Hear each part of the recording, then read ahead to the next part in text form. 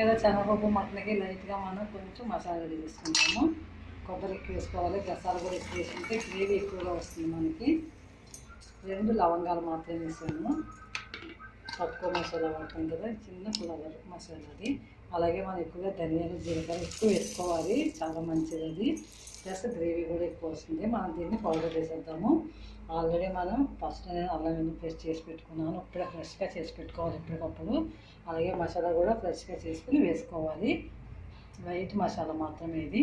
ఇంకా friends mutton శనగపప్పు powder వేసాం, చక్కగా బాగా పెట్టాము. అలాగే మనం కొంచెం మటన్ ఆయిల్ వేసుకున్నాము, కరివేపాకు ఆనియన్స్ పెద్దగా తీసుకున్నా పర్వాలేదు. ఎందుకంటే శనగపప్పు మటన్లో ఉడకాలి కాబట్టి గొప్పగా ఫ్రై అవుతుంటాయి.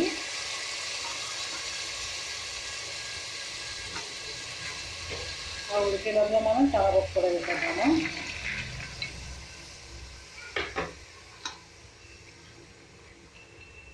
ఇవన్నీ చక్కగా ఒక 5 మినిట్స్ అయితే మనం మొత్తం అంతా ఆయిల్లో బాయిల్ చేసేద్దాము.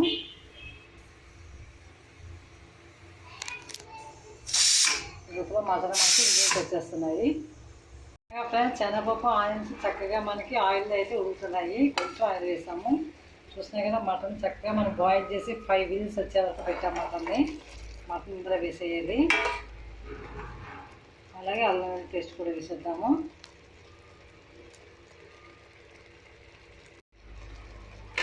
చూస్తున్నాయి కదా, ఇవన్నీ మొత్తం కలిపేసి ఒక 15 మినిట్స్ మళ్ళీ మనం బాయిల్ చేసేసేయాలి. అల్లం వెల్లుల్లి పేస్ట్ కొంచెం ఎక్కువగా వేసుకోవాలి. మనం కఫం కూడా రాకుండా ఉంటుంది కదా మనకి.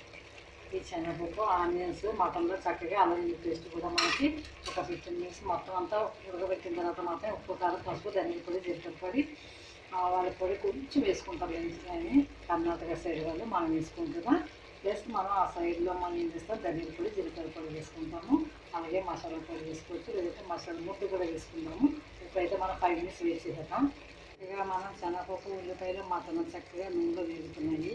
అలాగే మనం మసాలా పొడి కొంచెం వేద్దాము. కొబ్బరి మసాలు జీలకర్ర ఆవాలు కొంచెం వేసుకోవచ్చు, లేదంటే ధనియాల పొడి చాలా టేస్టీగా ఉంటుంది. అలాగే కారం యాడ్ చేసేద్దాము. సాల్ట్ కూడా చూసుకొని వేసుకోవాలి, కొంచెం తక్కువ వేసుకున్నా పర్వాలేదు.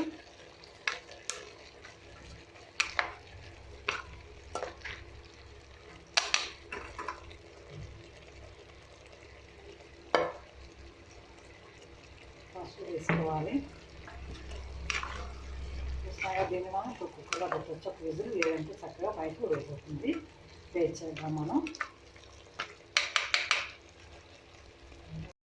చూసినాక ఫ్రెండ్స్ కొంచెం వాటర్ వేసుకుందాం. వాటర్ లేదంటే ఉడికిపోతాయి మనకి. వెరైటీ టేస్టీగా ఉంటుంది. ట్రెడిషనల్ శనగపప్పు మటన్ కర్రీ.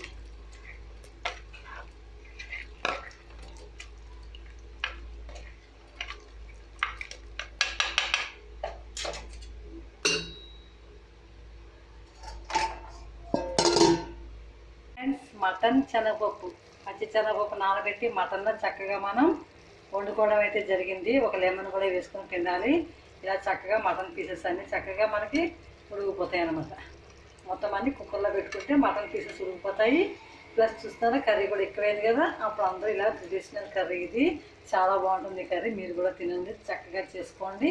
హై ప్రోటీన్ ఉంటుంది మనకి శనగపప్పులోని. మటన్లో మీకు తెలుసు కదా. చూస్తున్నారుగా ఫ్రెండ్స్, మీరు కూడా ఇలా చేసుకుని తినండి, చాలా టేస్టీగా ఉంటుంది. ఎక్కువ ఫ్యామిలీ ఉన్న వాళ్ళు ఇలా చేసుకుంటే చాలా టేస్టీగా ఉంటుంది, రుచిగా ఉంటుంది. అందరికీ కూడా 1 కిలో మటన్ 5 రాగులు సరిపోతుంది. Okay friends.